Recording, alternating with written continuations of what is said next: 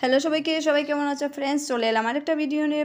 Friends আমার ভিডিওগুলো ভালো লাগলে লাইক কমেন্ট শেয়ার দিয়ে পাশে থেকো। তো আজকের ভিডিও হচ্ছে ডিম রান্না করব করে সেই রেসিপিটা আজকে তোমাদের সাথে শেয়ার করব। ফ্রেন্ডস ফুল ভিডিও না দেখে কেউ খারাপ মন্তব্য করবেন না। সবার খাওয়া দাওয়া তো আর এক রকম হয় না। তো কীভাবে কী রান্নাবান্না করি পুরো ভিডিওটার সাথে থাকো, দেখতে থাকো।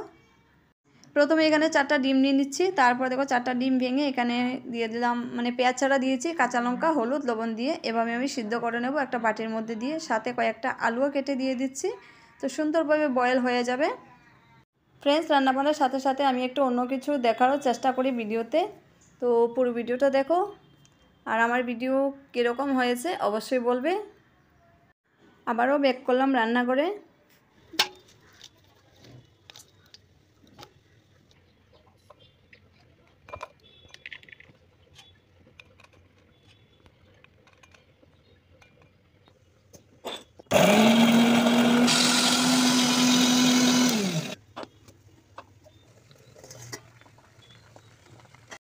আর এদিকে ডিম আলু সিদ্ধ হতে হতে আমি আবার মাঝখান দিকে একটু পাপিতা ভর্তা করেছিলাম তেঁতুল দিয়ে। তো সবাই মিলে খেয়ে নিচ্ছি। এদিকে পাপিতা ভর্তা খাওয়া শেষ হয়ে গেছে। আর এই হচ্ছে দেখো ডিম আলু সুন্দরভাবে সিদ্ধ হয়ে গেছে। এখন একটি প্লেটের মধ্যে নামিয়ে নিচ্ছি। নামিয়ে তারপর ঠান্ডা করে একটা চাকুর সাহায্যে সুন্দর করে পিস পিস করে কেটে নেব। পনিরের মতো হয়ে যাবে দেখবে।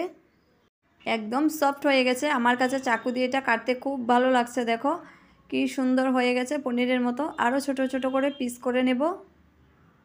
ফ্রেন্ডস তোমরাও এভাবে ট্রাই করে দেখতে পারো, খুব ভালো লাগবে, কথা দিলাম। তোমরা চাইলে 2টা ডিম দিয়েও বানাতে পারো, 4টা বা 3টা, যে যেরকম পারে এরকম দিয়ে বানাতে পারো। তো এই হচ্ছে কড়াইতে তেল দিয়ে তারপর আলুগুলো আমি সুন্দরভাবে ভেজে নিব। হলুদ আর লবণ দিয়ে দিচ্ছি একসাথে। ফ্রেন্ডস এরকম সুন্দর সুন্দর ভিডিও পেতে হলে আমার পেজটাকে ফলো করে দিও। আর যারা ইউটিউব থেকে দেখছো চ্যানেলটাকে সাবস্ক্রাইব করে দিও। এদিকে আলু ভেজে তুলে নিয়ে কড়াইতে আবারও তেল দিয়ে দিলাম 3-4টা শুকনো লঙ্কা আর হচ্ছে সর্ষে একটু দিয়ে দিচ্ছি।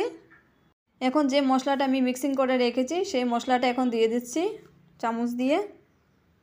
1 চামচ জিরা, 1 চামচ হলুদ আর হচ্ছে লবণ পরিমাণ মতো দিয়ে দিচ্ছি। তো ফ্রেন্ডস তোমরা যে যেরকম মশলা খাও একটু বেশিও দিতে পারো, কমে দিতে পারো। আমি আমার পরিমাণ মতো দিয়ে দিচ্ছি। আমাদের ঘরে যেহেতু মশলাটা কম খাওয়া হয় তো আমি কম কম করেই সব কিছু দিয়েছি।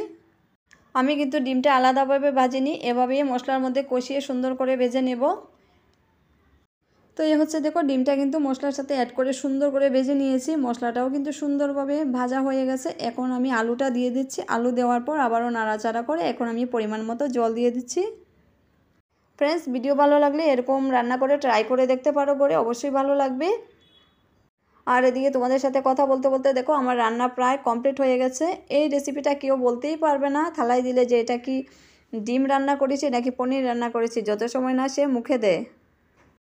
এদিকে তোমাদের সাথে কথা বলতে বলতে আমার রান্না প্রায় কমপ্লিট হয়ে গেছে। ফ্রেন্ডস নেক্সট ভিডিওতে আবারও আসবো। আজকের ভিডিওটা এ পর্যন্তই।